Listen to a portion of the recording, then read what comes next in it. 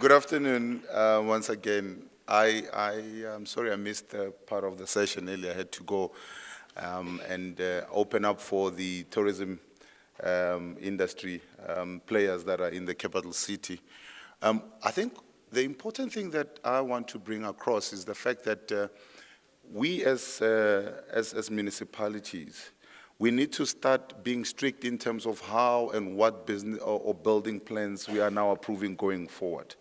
I think it's important that we don't just talk about sustainable development if in the business or in the building plans that get submitted, we don't look into that aspect of it as well.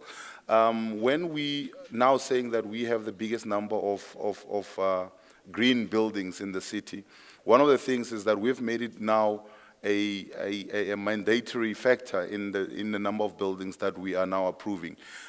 Going across in the mainland mode as well, mainland main as well, you'd see that mall on its own is one that is built to be green.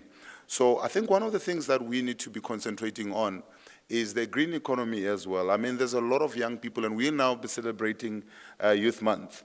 And one of the things that we are saying is that how do we introduce the youth into the recycling, into the green economy of our capital cities. And I think as mayors, we need to make sure that we lead the way in that. I'll welcome all your garbage from my neighboring brothers in the SADC region.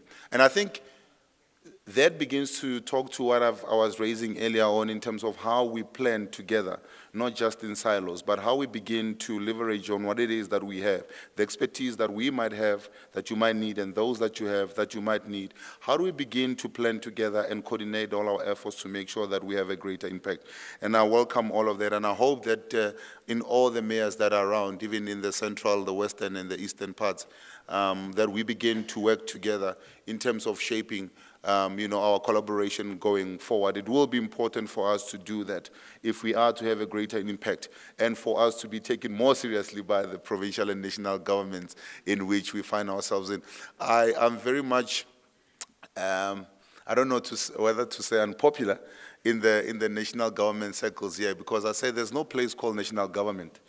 Everything that happens in a ward somewhere. Whenever there's problems, the problems happen in a ward somewhere. Whether it's a school being built, it's built in a ward somewhere. Whether you're providing water in a ward somewhere. And you will never hear of a minister's house being attacked in South Africa.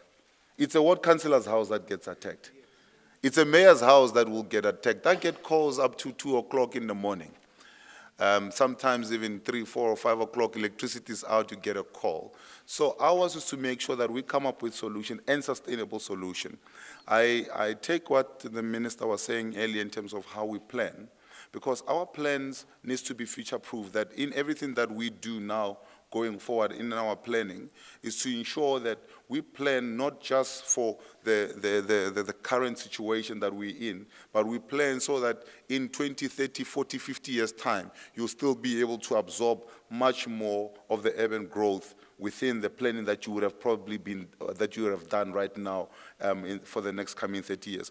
So as we prepare for rapid urbanization, as we prepare for mega cities, I think it will be important for us as metro cities to ensure that whatever it is, whatever foundation that it is that we lay now is actually talking to all those things that will be still benefiting people in the next coming 30 to 50 years. So I hope that today's session has still been great to all of you, and looking forward to still engaging with you. Thank you very much.